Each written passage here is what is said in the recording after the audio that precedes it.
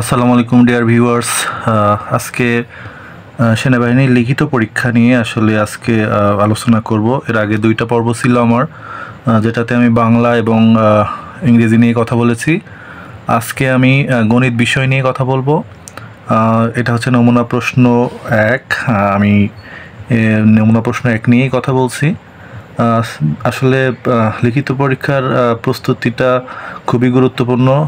আর্মিতে বিভিন্ন সময় আমি বিভিন্ন নবীন সৈনিকদের কাছ থেকে, যারা ট্রেনিং সেন্টার থেকে ব্যাটালিয়নে নতুন আগমন করছে, তাদের কাছ থেকে আমি গণিত বিষয়ে বিভিন্ন ধরনের সাজেশন পেয়েছি। তাদের প্র্যাকটিক্যাল এক্সপিরিয়েন্স থেকে আসলে আমার এই প্রশ্নগুলো করা।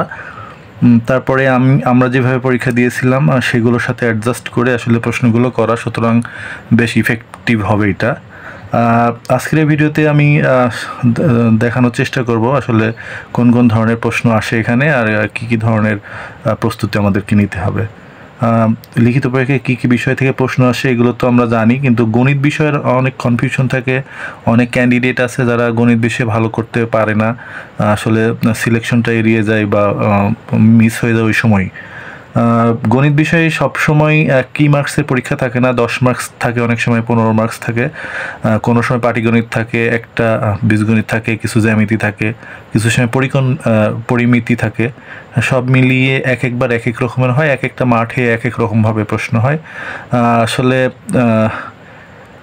আজকে আমি দেখাবো একটা 2024 সালের একটা প্রশ্ন, যেটা আসছিল যে শতকরা বার্ষিক 6 টাকা হার সরল সুদে 640 টাকায় 2 বছর 6 মাসের সুদ কত।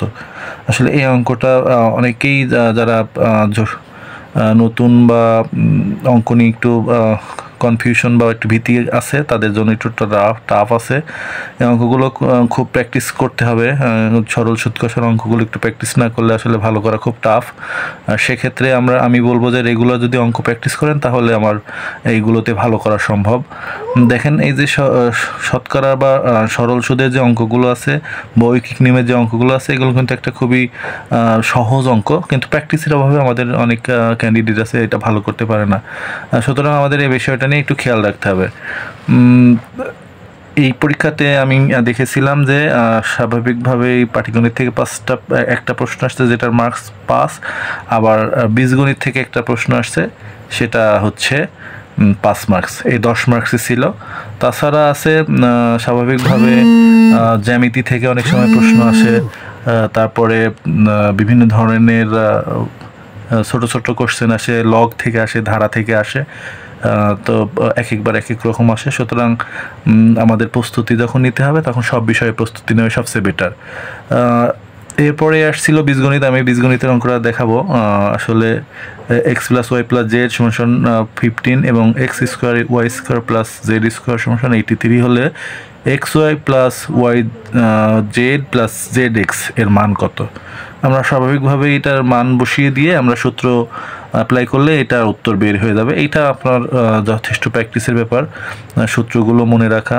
সাধারণত অনেক ক্যান্ডিডেট আছে তারা মনে করে যে আর্মিতে ভর্তি হতে তেমন একটা প্রস্তুতি নিতে হয় না। আসলে এটা ভুল ধারণা। গণিত বিষয়ে ব্যাপক প্রস্তুতি না নিলে আসলে ভালো করার সম্ভাবনা খুবই কম। সুতরাং আপনাদেরকে রিকোয়েস্ট থাকবে, বাংলাদেশ সেনাবাহিনীতে আসলে যদি কেউ সিলেকশন পেতে চান অবশ্যই লিখিত পরীক্ষা ভালো করতে হবে, কারণ ভালো করতে হলে এই রিটেন পরীক্ষার প্রস্তুতির জন্য অবশ্যই নিয়মিত প্র্যাকটিস জরুরি। আর একটা জিনিস সবচেয়ে গুরুত্বপূর্ণ, সেটা হচ্ছে রিটেন পরীক্ষা ভালো করলে আপনার সিলেকশনে আপনি এগিয়ে থাকবেন, না হলে কিন্তু মিস হতে পারে। আর রিটেনে যারা ভালো করে তাদের জন্য ভালো কোর অপেক্ষা করে। আর আমরা যারা আর্মিতে ছিলাম তারা জানি যে ভালো কোরের গুরুত্বটা কতটুকু। সুতরাং আপনাদের রিটেনের প্রতি অবশ্যই গুরুত্ব দিতে হবে। শেষ কথা বলি, আমি নমুনা প্রশ্ন এভাবে করব। যদি আমার এই পেজটাকে ভালো লাগে অবশ্যই সাবস্ক্রাইব দিয়ে রাখবেন, শেয়ার করবেন বন্ধুদের মাঝে, যাতে সবাই উপকৃত হয়। আশা করি আজকের আলোচনা আপনাদের অবশ্যই সেনাবাহিনী সৈনিক পদে লিখিত পরীক্ষার প্রস্তুতি নিতে অনেক সহায়তা করবে। নিয়মিত পড়াশোনা করুন, শৃঙ্খলিত জীবনযাপন করুন, আর আত্মবিশ্বাস আপনাকে অবশ্যই নিয়ে যাবে সাফল্যের পথে। অবশ্যই যদি ভিডিওটা ভালো লাগে অবশ্যই আপনি লাইক, কমেন্ট, শেয়ার করবেন, সাবস্ক্রাইব করবেন। ধন্যবাদ। আসসালামু আলাইকুম।